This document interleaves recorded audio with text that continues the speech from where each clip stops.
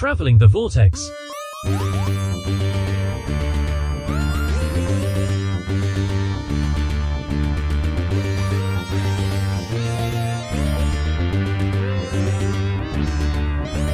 We've joined the Doctor as he travels the Vortex, and we have episode 544. We're all not just handsome, we're narcissist handsome. I'm Keith. I'm Sean. I'm Glenn. We're not How's it really. going, guys? We're not really. Are you sure about that? I'm pretty sure. Oh, I am. Speak for yourself, Glenn. I'm pretty sure. We are so very pretty. I am the humble one of the bunch, I guess, though. So, See, there you go. did you guys do anything this week? Comes from his breakdancing background. Yeah. I watched a couple movies. Oh, what'd you see? I watched Prey on Hulu. That's the Predator movie with the Native Americans. Mm-hmm. That's a good one. It was good. I really liked it. I was really impressed by it. I mean, it's kind of your standard fare as far as Predator stuff goes, but it was cool seeing him kind of work up the food chain and then her figuring out how to best defeat him. Really, really well done. I kind of wish... I know they did a Comanche dub, but I kind of wish they had actually filmed it in Comanche so that it was a bit more authentic. But other than that, I thought it was really good. Definitely worth watching, even if you're only somewhat interested in Predator stuff. Then the other thing I watched... Been meaning to check that. No, that's all right. I was just saying I've been meaning to check that out, but I just haven't gotten around to it yet. It's definitely worth bumping up on your list. It's really well done. Okay. Really well done. Mm-hmm. What was the other thing you watched? Jurassic World Dominion. What'd you think? It was okay. It wasn't great. I kind of remembered halfway through, oh yeah, this is supposed to be a Jurassic Park film. And that's when it kind of got good, but then it also felt so derivative of everything that had come before that it wasn't as interesting. Did you happen to watch the extended cut? No, I did not. I watched what's on Amazon Prime. I understand. I haven't watched the extended cut yet either, and I kind of felt the same way about it. It was, it's an okay monster movie, but it's not a very good Jurassic Park movie. But I understand the extended cut apparently makes a world of difference. There's something like 16 extra minutes put back into it, which, it's already a long movie. So I just haven't worked up the gumption to get back to it. But everybody that I have talked to that has watched that version says this is the one to watch. What else did you watch? That's it for me. Sean? Did I watch anything this week? We watched Rise of the Guardians for Easter, because we watch Rise of the Guardians every Easter, because it's an Easter movie, not a Christmas movie, as some people, Mel, would have you believe. It's an every holiday movie. You can That's watch true. Every holiday. But it is set on Easter, so, there's that. And then our Friday night group, we got together and watched a kind of a bizarre one called He Never Died. And this is an older one from like 2015, but it's got Henry Rollins. And he's a very stoic, non-committal, almost boring individual until you realize that he's some sort of immortal. Either vampire, cannibal, possibly angel. They finally get around to revealing at the end of the movie what's going on, which I thought was kind of a cool take on it. It's another one of those, kind of hyper-violent things. Because if you're going to have Henry Rollins in a movie, he's got to punch somebody in the face at one point. But it was actually pretty good. It was a lot of fun. Other than that, we didn't do much. Had an Easter egg hunt with the kids. Well, with the kid. We went and saw Super Mario Brothers, the movie. How was it? It's really good. It's a lot of fun. It pretty much just filled with Super Mario lore or connections to the video game universe. A lot of in-game fun little Easter eggs and connections and things like that. I think Mason got more out of it than I did, even because he's really involved in the Mario games. But no, it's fun. I think I agree with a lot of people that I think they kind of played it safe with the plot, but that doesn't hurt it at all. It's a lot of what you expect, but it's just so much fun and comical. And Jack Black as Bowser is terrific. Absolutely loved that. And be sure to stick around for there are 2 after credit season. There's one mid-credit, one after credit. So be sure to stick around for those. Now, the $64,000 question, did they have a de-evolution gun? No, there was no de-evolution gun. I don't know if I'm interested now. Well, not for this episode, or this installment. And then we watched, Sean was grateful enough to get a hold of a copy of The Wizard for us with Fred Savage. And I forgot, I had never seen it, but I didn't realize that Christian Slater is in it as well. So, and Beau Bridges is the dad. And it was a lot of fun. It's very dated. It's very of its time. I think Fred Savage is a bit over the top as far as his forceful acting goes, but yeah, it's a fun little movie, and we both enjoyed it. But I'm not sure it was a need to watch. It was one of those things that Mason wanted to see it because it was the movie that everybody got their first look at Super Mario Brothers 3 because it hadn't even been released. So he thought that was kind of cool. It was more of a history thing for him. But, and of course, it's the movie that shows the Power Glove working much, much better than the Power Glove ever worked in real life. Hello, fellow time travelers, and welcome to the Doctor Who Target Book Club podcast, the only podcast to discuss, in story order, all the Doctor Who novelizations. My name is Tony Whitt, and every 2 weeks or so, I'm joined by a 2 to 3 person discussion panel, including our so-called expert who's been a Who fan since 1979. That would be me. We also get the views of intermediate, casual, and novice fans who either have never seen the show or who have never read these books until these podcasts, including Dalton Hughes and Alison Seyfried. You can find us on iTunes, Stitcher, Spotify, or wherever you find good podcasts, or even ones like ours. You're listening to Traveling the Vortex, a Direction Point podcast. All right, well, Keith, I understand you have been playing a game this week. Yeah, just this week they released a game on the Apple Arcade called Doctor Who: An Unlikely Heist.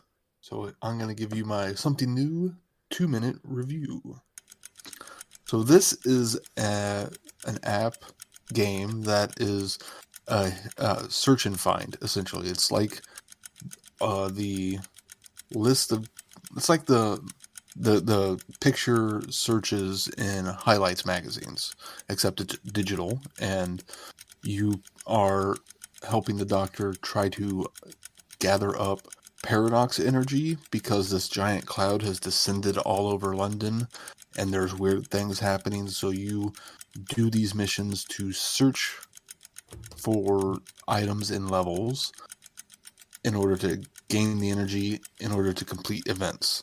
So it's kind of a cycle of you get paradox dust, you complete tasks, and then you search for hidden objects in order to get the paradise dust to complete tasks. So it's kind of a nice circle that you complete there. The graphics, I think, are really well done. It looks nice. There's some nice static animations. It kind of has the aesthetic look to it, like a lot of these hidden search and find games. I had played the Harry Potter one once upon a time, and visually, when you get to the actual scenes that you're searching, it looks very much the same, except for occasionally there's some Doctor Who things in that you're trying to find. Overall, it's okay. If you like the kind of hidden object sort of games, you'll probably really like it. I got a free trial to Apple Arcade, and this is not enough to keep me playing it. So I will probably not continue it after my free trial is done. But for the most part, it's a nice little fun game. It's better than having no Doctor Who game at all. Now we have 2. So that's my 2-minute review. In under 2 minutes. You were under 2 minutes. That was pretty impressive. There's not a lot to really say about the game, no, honestly. You're 100% right. I actually downloaded it and, got Apple Arcade and was playing it myself. And I agree with everything you say. The graphics are superb. The interface is really nice. I feel like it gets a little redundant. I'm not a huge fan of the seek and find games. And luckily it has been opening up new areas to find things, but you revisit the same, the shop, the subway, or not subway, what do they call it, underground, the gift shop. You repeat them so often that I'm like, okay, at least the stuff isn't in the same spot. Sometimes it is, but sometimes it's not. But to me, it's just a little too redundant to stay with it. And as you get further on, they will throw in various versions, like a mirror level where it's flips, which isn't any harder, and then the silhouette version. The silhouette one, I find is the hardest, because sometimes the object does not look like what the object is. I do have to say there is one more feature that you get to do further on, is eventually you unlock different parts of the TARDIS, so you can customize the console room. Yeah. Yeah, I'm in episode 3. Okay. So. Well, I just finished episode 3, so I'm not too far ahead of you. Yeah. You also can collect souvenirs and make a collection, which one is a Dalek, and combining that does not seem like a good idea to me. I put it together. I got all the pieces and put it together. Hi, I'm Rupert Booth. I am known as Paul Ferry. And my name is Barry Williams. Together, we host Time Ram. Time Ram's a cruel mistress.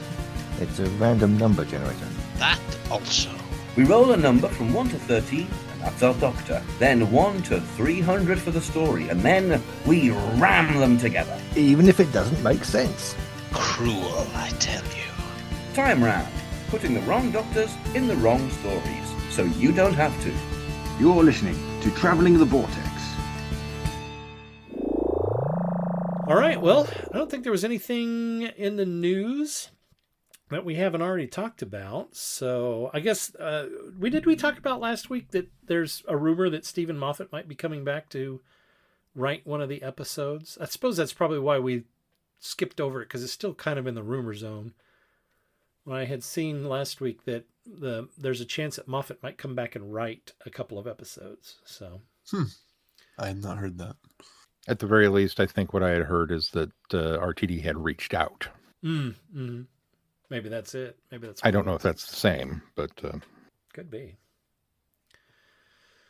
All right, well, let's jump into our reviews then. This week we are tackling the Iron Legion, the comic, as well as the comic strip adaptations Doctor Who and the Iron Legion, which is a Big Finish audio drama.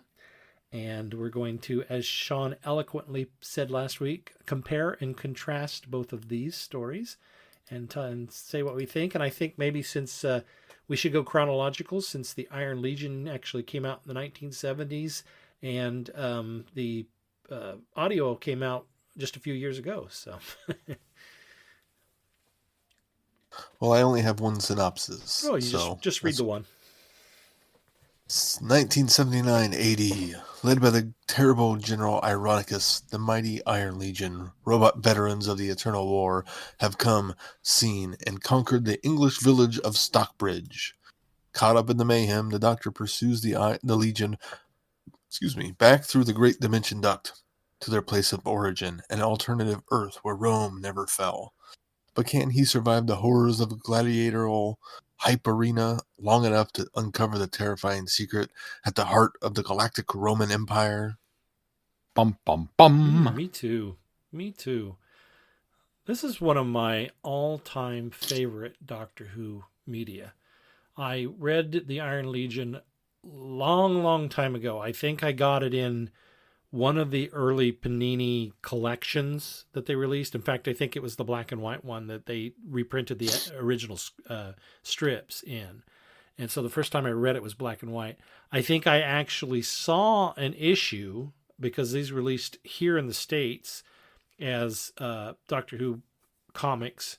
And I think I remember seeing an issue a long time ago, but I didn't own it. It must have been somebody that I knew that owned it. And I remember flipping through it then. So I had actually, and that was colorized in that. But I've read this probably half a dozen times because I really enjoy this story. It's so much fun. David Gibbons' art is, I think, what makes it the best. The story's good, but the crisp, clean artwork, and especially the collection that we're reading with the colorization, which obviously he didn't have anything to do with the coloring, but with the colorization, is just the stark contrasts in the images is incredible. The guy's a masterful artist. Of course, he's done more than just Doctor Who. He's got a number of things out there, but I really, really love the artwork in this. I'll be honest, the first several times I read this, and it wasn't until this time that I really maybe it was the audio that drilled this home to me.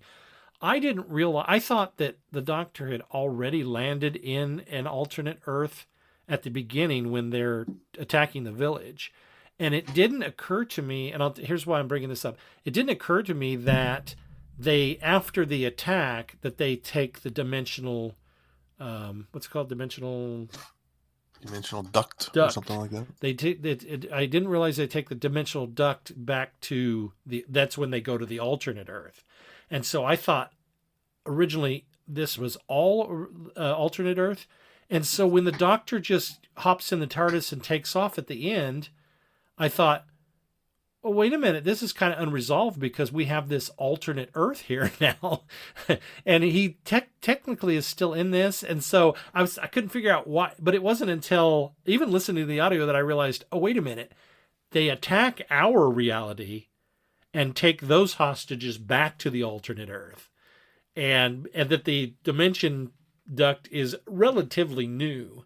And so it wasn't until this that I kind of went, oh, okay, I feel better that the Doctor just kind of left at the end because he was actually going back to the dimension that wasn't affected by this, that didn't have the alternate realm. So yeah, good. And just after we had our discussion about how alternate dimensions seem like a no-no in Doctor Who, here I am proving they're wrong. all over the place. Well, I think I even said that. I said I think they're more frequent than you think. Although admittedly comic, separate media.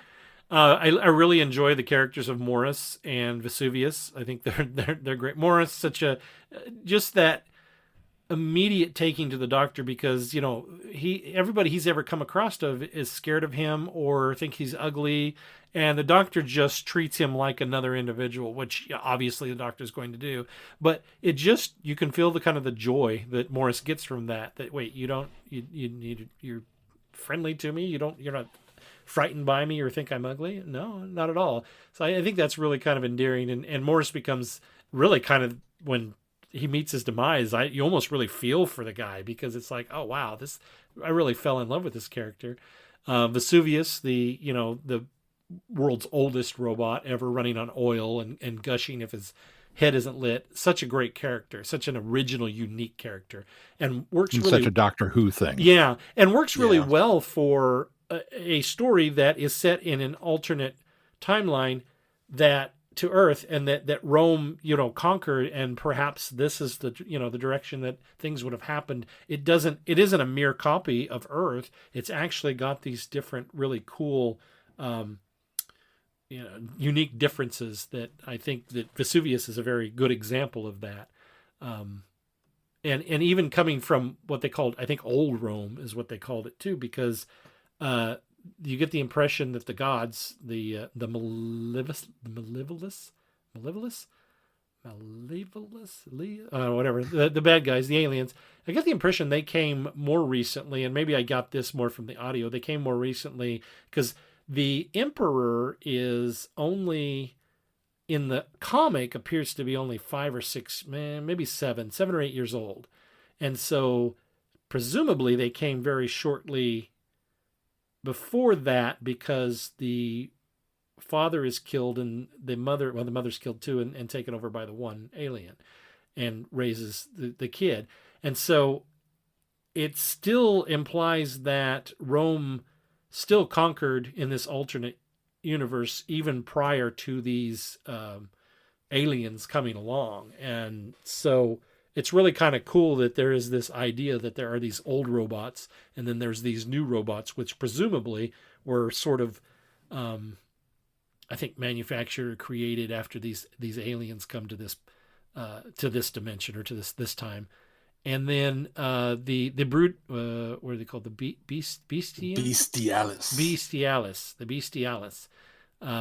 also, originating from the old times. So clearly there was already some diversion in this history. So it wasn't the aliens. The aliens are just taking advantage in this particular dimension at this time. So anyway, I'm gushing all over this book. You guys talk. Yeah, I agree with a lot of what you said, Glenn. Especially as far as the comic goes, it's your quintessential late '70s comic. It hits all those boxes. So if you're not a big fan of that sort of thing, you're not going to like it very much. But I thought it moves at a fast pace, faster than most comics because there are less pages, it seems. But the idea is that Rome never fell and became this giant empire that has gone out and conquered the universe, and now they have to go conquer an alternate dimension to continue their bloodlust is pretty cool. The Iron Legion being robots that are off attacking obviously shows some more of that divergence of what's happened. And I agree with what you said. I like Morris and I like Vesuvius, especially the design of Vesuvius. I thought that was really well thought out of what he would look like compared to everybody else. The enemies were kind of okay, whatever, hiding in the background, doing their thing, and yeah, it didn't give quite a lot of clear. The comic glosses over a lot of stuff that I think the audio digs deep in on and does a good job of fleshing it out further. Yeah, I'm kind of with Glenn. I picked up and looked at this comic numerous times. And I think we relayed at least some of the story that many, many years ago at a Planet Comic Con, there was a vendor that had the very nice hardback collected edition from IDW of the Dave Gibbons Doctor Who collection.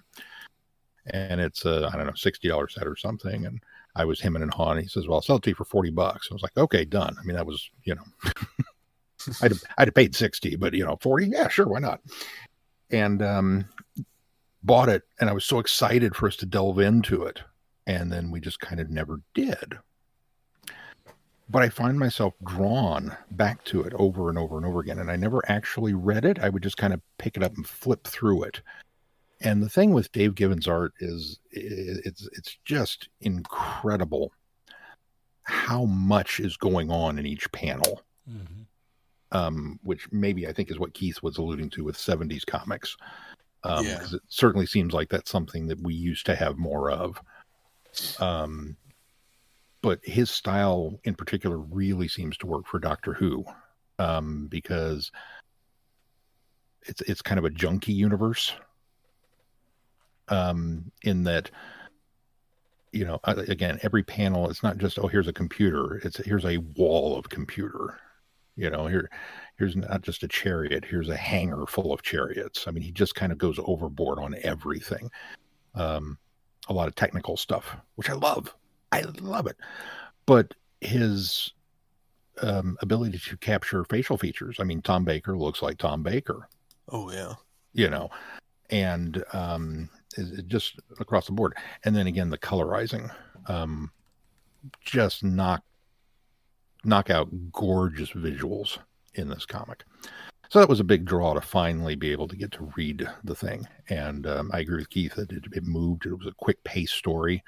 I was a little concerned that, maybe I was breezing through it too fast. It's like, am I missing something? Do I need to slow down? But that's just, even with everything there is to look at, it just moves at a good clip.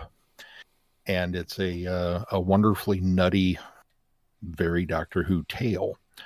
And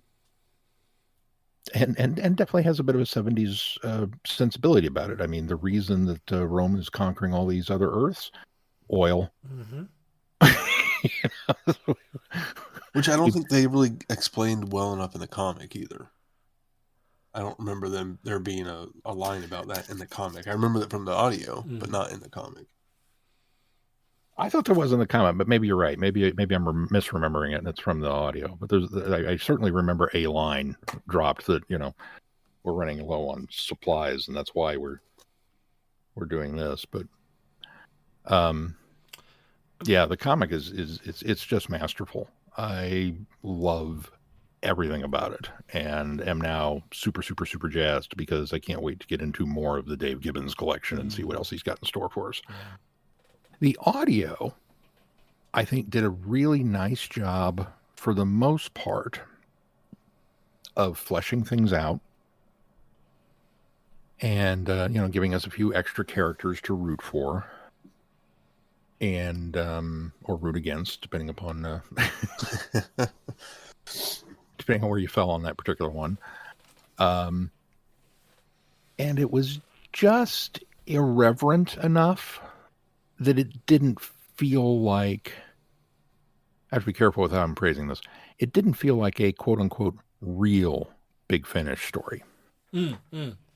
Well, It felt like a comic brought to life just Yeah. enough Yes. yeah, without the visuals. which I appreciated from this, because I Yeah. think that's, if you're going to do a comic adaptation in audio, you somehow, there's a chance you could lose what makes the comic unique and have a certain quality. And somehow in this audio adaptation, they did it. They did it in such a way that it has that quirkiness of the comic. And I was very impressed by that. I was a little worried because, as we talked about, this story really kind of just paces along and does a really good job of getting to the action and wrapping up really quick. Because Sean commented about how he felt like he was rushing through it, but so when we finally realized that the audio was going to be 2 hours long, I thought, okay, how are we going to that feels like that's going to be too much padding to do that. And so I was a little concerned, but I think my concerns then were, kind of nullified, because once I started listening to it, I felt like the audio paced along just as well as the comic does. Mm-hmm. And in fact, maybe even more so, but also embellishing some things and but while staying very true to the story and keeping almost all of the elements within the comics in the audio. They also expand upon it just enough to give it just a little bit more depth, giving us the more of the one alien taking over the Emperor's mom, having that flashback instance that Vesuvius they access from his databanks. And then another thing that sort of annoyed me at first were Viv and Doug. At the very beginning, I kind of, because they're brand new characters, these are characters that were not in the comic. I think their alter egos, you could argue, were, but they were not in the comic. And so I wasn't quite sure. It was a little annoying because it's just kind of that there's a stereotypical, and I almost want to pinpoint it to the stereotypical British couple that is working class and very much a caricature of these two. And or as I like to think of them as alt universe Donna. Yeah, but I think even more so, I can't remember the character's name, but Hyacinth in Keeping Up Appearances. Oslo, her sister Daisy and Oslo, to me, that's these characters. Maybe a little younger, but that's these characters. And it seems that that's a very typical married couple in a lot of 70s and 80s sitcoms from the UK. But I'm diverting. I felt that they were just a little bit annoying at first, but as this story plays out, I almost realized their value in them being there, because there are a lot of visual things in the comic that would have taken the Doctor, Vesuvius, or Morris, or even who's the main bad guy? Not the aliens, but the Ironicus. It might have taken more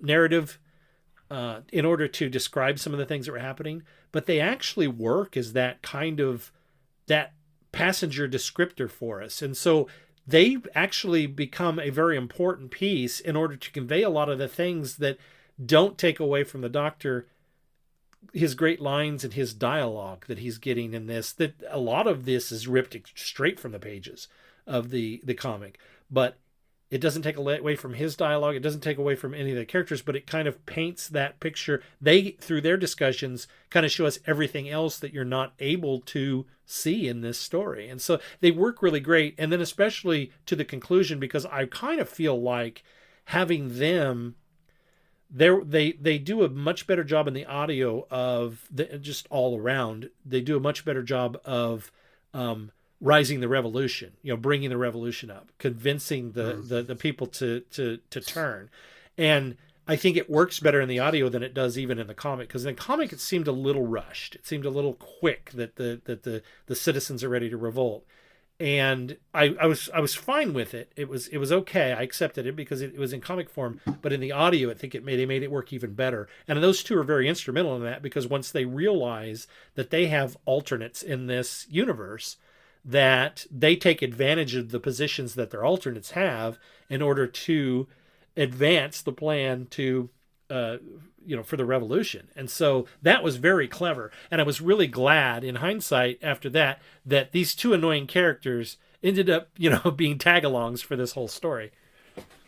They also help drive home the alternate dimension aspect of it, because they're obviously not from this dimension. They don't know what's going on. So as you pointed out, they help give us the descriptions that we need to know kind of what we're seeing, but also remind us that this is an alternate dimension the entire time. Mm-hmm. And I think that's probably exactly what made me realize that, oh, wait a minute, it starts out on regular Earth, but then goes to alternate Earth. Yeah, it probably does. I thought they did a fantastic job. It felt like the comic come to life, or at least the audio matched the visuals of what you would have if the comic was brought to life. It had that irreverent comic feel to it that didn't take itself too serious and didn't feel like a regular Big Finish story. And it felt even more so like it was taken out of the 70s. Well, even down to the music choices that Big Finish used, it was a little. I've accused them of overproducing things at times, and I was a little concerned. Having just come off the comic, it was like, okay, let's dip into this now and see, what they're going to do to it. Because it certainly seems like it could have been the opportunity for Big Finish to go, hey, you remember that story that you all loved? Here it is for real. And they didn't do it that way. They just kind of did it as if this. If they were a company in the 70s adapting comics for Doctor Who, this is what it would have been like, treated it like an episode. And it really managed to keep the sensibility or the flavor of the comic alive, which I really appreciated because of how much I enjoyed it. And everything else about it just, it managed to work. My only complaint with the audio is General Ironicus. In the comic, he comes across as more imposing, a little. He's definitely a religious zealot because he's a true believer, but that's one of the things that makes him fearsome. And yes, we get goofy little, you may not talk to me because my light is on, moments in the comic as well, but he has a little bit more page presence, I guess.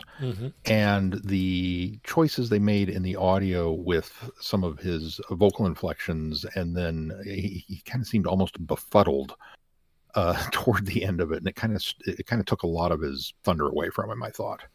But again, for keeping that comic book feel, I was fine with it. And also, they describe him as a parrot head, but you don't see that constantly throughout it like you do during the comics. So I think that, for me, while he does have a stronger presence in the comics, every time I look at his face, I have a hard time taking him seriously because he looks like a screaming parrot. And I think they're making him more befuddled and calling him a parrot head more often and making more jokes out of him is their way to try to counteract that. Yeah, very true. Something you had said, Sean, that kind of really made me, it kind of flashed back to something from my childhood. When I was a kid, we used to, sometimes with comics, you would get the flexi discs or magazines even, you get these flexi discs. And this really sort of feels like, I don't know how to put my finger on what about it does, but it sort of feels like these stories they used to tell in these flexi discs that were almost, that would have our, our favorite characters like Captain America and Iron Man and the Hulk, and it almost has a quality of those old 70s flexi discs, the stories that you used to get on those. And I'm almost wondering if they somehow tapped into those in the psyche in order for them to make it feel like a 1970s comic book. I wonder if they somehow were able to utilize that styling that they did, because now something clicked, and I remember that's what this feels like, is these old, plexi. If listeners may be too young, back in the day when we had record players, a flexi disc was a record, basically. It was really super flimsy, but it was plastic and had grooves on it, and you often tore it from the pages of the comic. It would be, sandwiched in between a few pages, and you could literally put it on your turntable and put the needle on it, and it was a record for all intents and purposes. It was a square record, but it was a record for all intents and purposes. So, and I used to love getting those with comics and magazines and things like that. In fact, I wish I still had all my flexi discs, as I not even thinking about it, I used to be quite, not on purpose, a collector of flexi discs. I had several flexi discs. But anyway, that's what this reminds me of, and I think they kind of nailed that feel or that production that they did in this. I'll do one more, is the old book and record set. Mm-hmm, mm-hmm. Mm-hmm. Same concept, yeah. Yeah, of which I had numerous Star Trek ones, and loved them. Mm-hmm. And listened to them over and over and over and over and over and over. I mean, just, nonstop. And this kind of, it's done so well in such a manner that you very easily could break the comic out and read along mm-hmm. with the audio and not feel like you were twiddling your thumbs too much, Mm-hmm. Yeah. Mm-hmm. You wouldn't have those annoying beeps to turn the page, but... I always found those comforting. It meant I was making progress in the story. It was like a reward. Now turn the page. Ding. Oh. Well, I learned late today that there is a archive in a companion archive in the making, and maybe adversary, according to this. There is a fan magazine that's published, I think, yearly, or if not bi-month or bi-yearly, called Vorp. And in magazine volume number 5 that just released, I think, last month, there is a epic 22-page Iron Empire comic written by Lance Parkin and drawn by Steve Andrew. And the synopsis is, what happened to the Empire during the reign of Emperor Vesuvius? Find out in this much-anticipated sequel to the Mills Wagner Great that launched Doctor Who Weekly. Oh. So, and I've put some clips here, if you can see it in Discord, or not some clips, but a picture of a splash page there, and it's with the 12th Doctor. And nice. If you look, it's very much in the same art style as David Gibbons. They've really mm-hmm. nailed it in what they've presented here. So. I'm going to see if I can run some copies down, and maybe we'll add that to the schedule later in the year or beyond. So this totally that'd be a fun one to come back to. The story doesn't end here with Vesuvius. You are invited on an adventure across all of time and space, in a completely random order. It's the Police Box in the Junkyard podcast. Jump in the TARDIS with your hosts, Eric Gulbranson, Asad Kheshki, and Matthew Kressel. Explore Doctor Who TV stories, audio adventures, and books, both novels and non-fiction. The Police Box in the Junkyard podcast. It's the entire Whoniverse on shuffle. The Police Box in the Junkyard podcast is a member of the Direction Point Network and is available about once a month wherever you find your podcasts. You are listening to Traveling the Vortex.